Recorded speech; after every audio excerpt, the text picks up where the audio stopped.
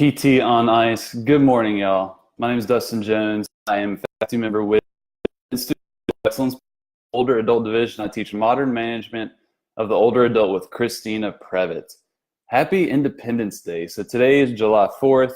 It is the butt crack of dawn right now. Christina wanted me to say Happy Canada Day, which was July 1st.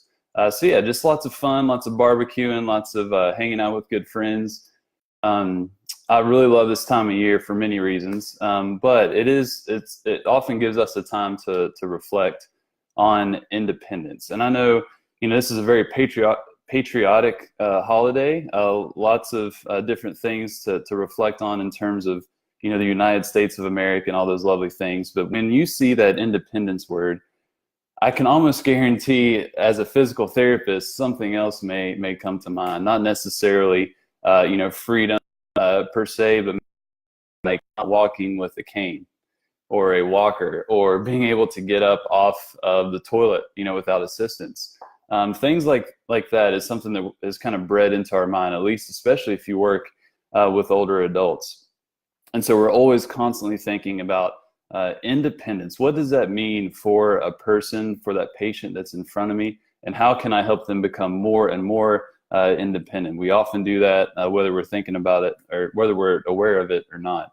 But I want us to talk about and think about the concept of challenging that independence. I feel like this is something that's pretty common in the JAPT world, but maybe I don't hear it talked about a ton either. But oftentimes, we'll work with patients, with older adults that are struggling with some type of, issue where they may need to use some type of assistive device or have some type of assistance to perform bed mobility, for example, or different types of transfers.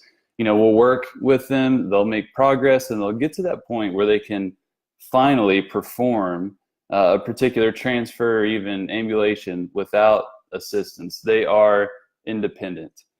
And no one wants to leave that patient in that spot. We want them to keep on going. I want them to keep progressing. And so what we often do is challenge their independence. We, challenge them. We kind of, poke and prod and say, hey, Betty, why don't you try walking down to the dining hall today instead of getting wheeled by the aide in your assisted living facility? Or Doris, why don't you go back to that game of bridge that you did before? You're independent in walking outside and getting in the car with Susie that's going to come pick you up. Why don't you go ahead and try that, and then let me know how it goes. So many examples of where people achieve independence, and then we challenge them to continue to push the limit, to really explore their potential. And that does a couple things that I think are really important that we need to acknowledge and think about. When people explore their potential, their physical potential or their limits, and for older adults, a lot of times that may be kind of on that edge of independence. What they are doing is really reaffirming their capacity. They're saying, oh my gosh, I am able to do X, Y, and Z. I didn't really think that I could do that on my own without my physical therapist there, without a friend. That's crazy. I'm really shocked by what I can do. What else can I do? And so, it's very reaffirming for them. It almost motivation to continue and push the limits in terms of their functional independence. Now, that's more in the older adult world, but I know a lot of you all have experienced this yourself. In the ice world, almost everyone's doing CrossFit. I'm not doing CrossFit. I'm more, of a runner per se and a kettlebeller, but we got a lot of CrossFitters. They are constantly pushing their limits on a regular basis, and that does several things. Makes you look sexy like Mitch Babcock, obviously, but it also gets you to think differently about what you're capable of. What are your human limits? What can you handle, when it comes to shove? And I think that's a very empowering thing that often begins a cycle of people continually seeing what they're capable of. And we all know that labor. I mean, it's numerous in terms of, the good things that come from that. But I want to challenge you all that may not be CrossFitters, that may not be, in an assisted living facility like I'm working in now, or even a skilled nursing facility. Maybe the people that are just an outpatient. How can you challenge your patient's, independence? Let's say you have a patient, low back pain.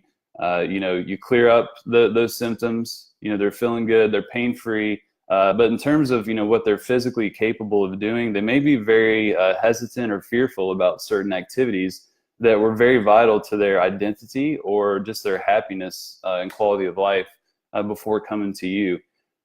We need to, assess what those things are, but challenge our patients to go back to those particular activities. Oftentimes, we'll discharge a patient that may be symptom free, but in terms of their quality of life and what they're actually doing, they may not get back to that point where that's really going to, make them happy. Whatever activity that is, they definitely define that. But I feel like that's a conversation that we should be having regularly and challenging patients. So challenging, that particular patient with low back pain to say, hey, I'll try and go play with your grandkid for 15 minutes on the ground. Tell me how that goes. I think you can handle it. We've been doing a lot of different things, floor transfers. You're able to go in all kinds of different positions, and your back doesn't hurt you. Try and play with your grandkids. See how that goes. Because if that patient doesn't necessarily have, that therapist kind of poking and prodding them to push their limits a little bit, it's hard telling if they're going to do that on their own. So I think that's something that we need to consider and think about with our patients, regardless of our setting. That's something I'm thinking about, being a home health therapist that's mainly working in an assisted living facility right now. But a practical example, or one that I'm about to embark on in about 2 minutes. That's why I've got a headlamp and my trusty, hydration vest. But I've got a buddy who this kind of early winter was just having a lot of knee pain, just kind of generalized knee pain with running.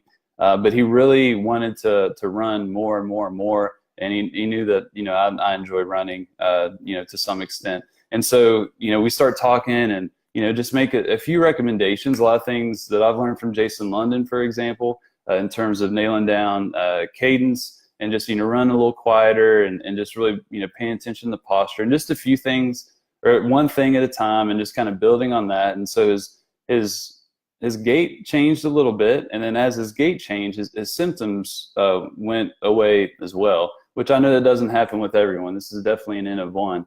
But he started to, continually run, and then he would run, 2 miles, 3 miles, 3 miles, 3 miles, 3 miles. So you get the pattern. He was kind of sticking right there where he's comfortable.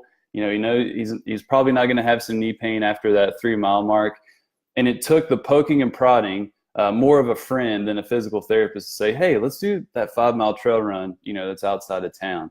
Hey, there's this really cool half marathon that I think you can do. And, he pushed back, said 13 miles, no way, I can't do that.